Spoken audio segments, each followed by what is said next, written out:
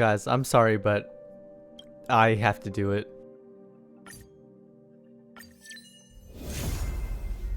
That wasn't even solely for the video, by the way. I've been wanting to complete my account, and he quite literally was the only character I was missing. Gachas are cruel. So Yanqing has finally become relevant in Honkai Star Rail's story again, and it just reminded me how depressing this guy's existence is.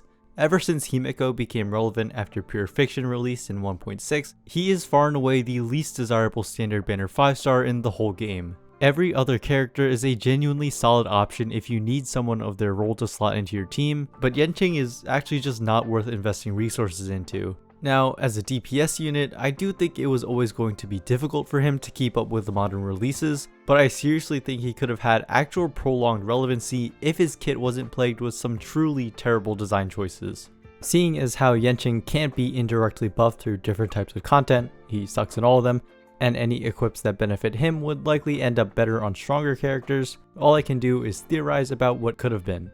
Let's talk about how Yanqing should have been designed from the very beginning.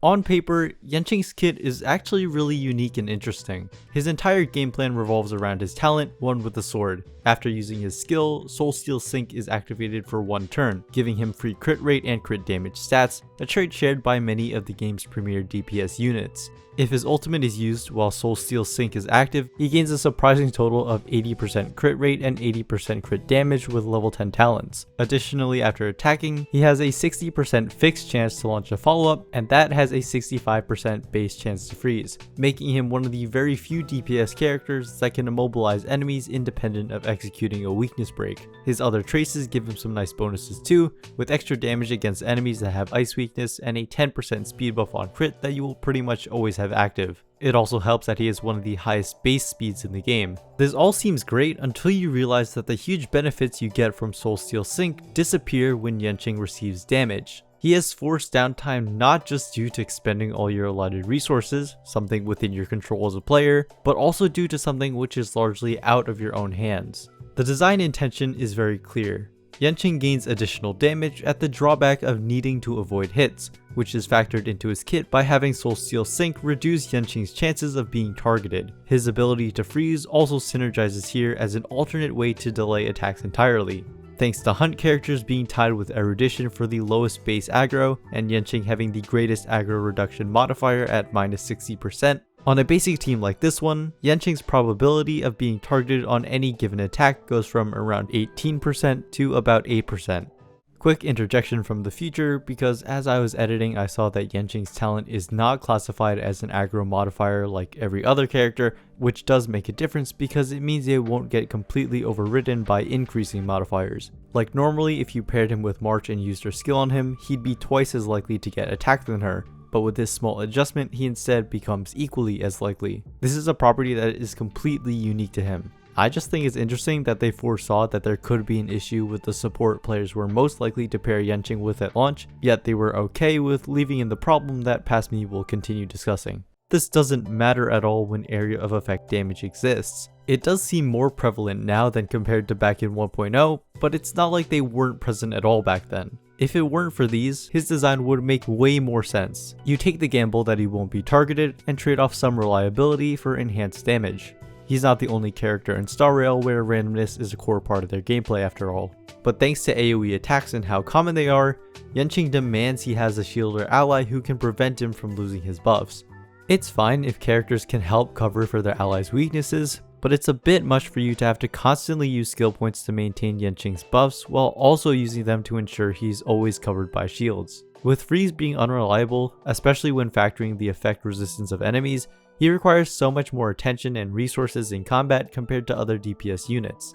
He would be much less volatile if he had a better designed way to mitigate his drawback on his own.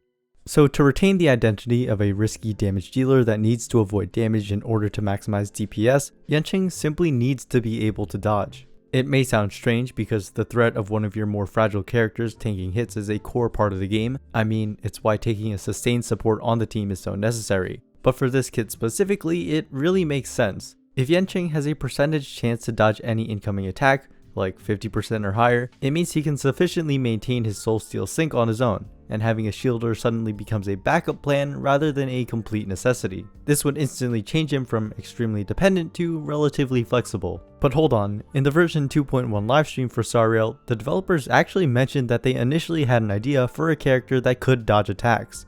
To fit within Aventuring's thematics of being a gambler, that was an early idea they had for him that was eventually scrapped in favor of his current iteration. As much as I would have loved there being insane risk for insane reward in his kit, it never would have worked. So why was that a bad idea there, but it's a good idea here? Well, dodging simply isn't viable as a defensive option because it only protects the user and not allies. Even if they have taunt, area of effect attacks are just too prevalent on enemies. The devs even stated that Aventuring would typically be the last teammate standing, making him completely fail at his role as a preservation unit. But if we use dodging as a lone character's self-defense, there's no issue. It's true that having defensive utility is typically a property of destruction characters, but they have higher base aggro to complement that. On the other hand, Yanqing would have dodge chance on top of his target probability reduction rather than replacing it. This way he can successfully defend himself, meanwhile it's unlikely that he will be redirecting attacks, and thus he's not actually protecting the team.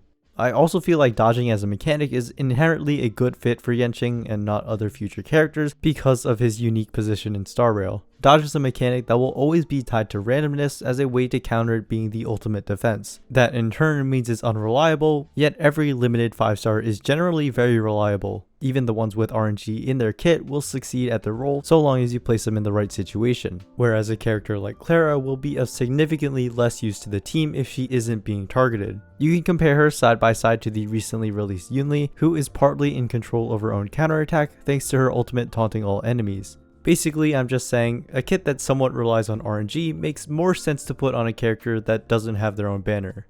So I could stop right here, seeing as Yanqing's most glaring flaw would be fixed by this change, but I'm not satisfied because there's one more thing that needs to be looked at. His 4th Ascension trace giving him a minor 20% effect resistance kinda made sense because stuns and DOTs can disrupt his buffs, but if we're relying on dodging attacks, he won't need to pass debuff checks anyway. So let's take this chance to fix Yanqing's second biggest issue, his fluctuating crit rate. His free crit rate stats are certainly one of his best qualities, but as you transition into the late game and your relic builds get better, his crit rate will easily exceed 100% with his ultimate. It doesn't feel right to keep a lower crit rate with this in mind because his ult costs 140 energy and only grants a 1-turn buff, meaning most of the fight you'd be below a coin flip on crit chance.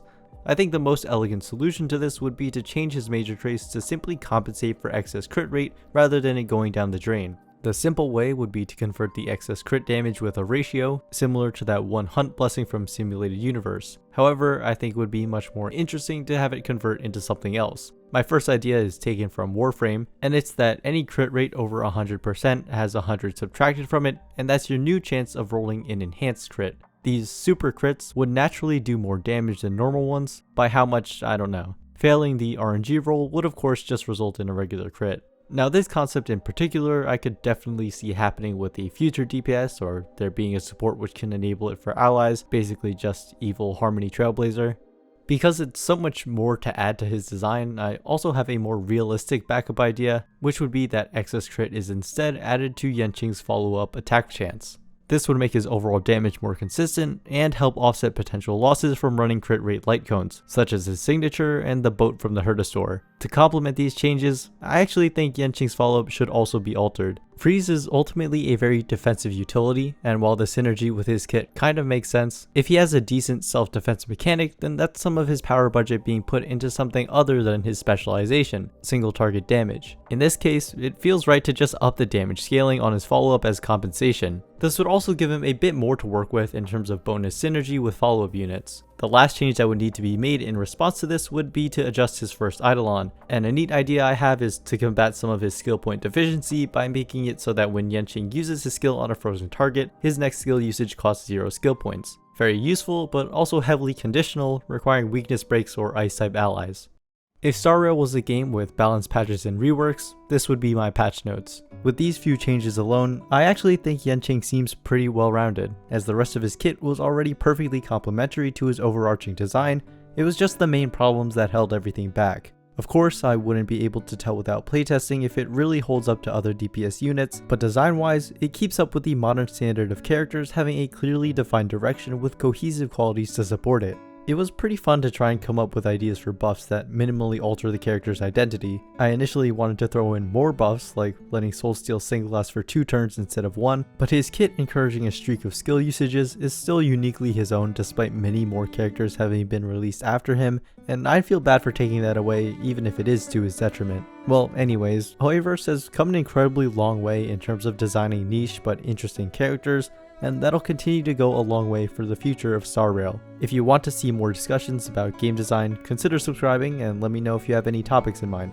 I know I've been saying for a while that I'd get back to posting regularly, but I'm more motivated than ever for real this time. As always, thanks for watching.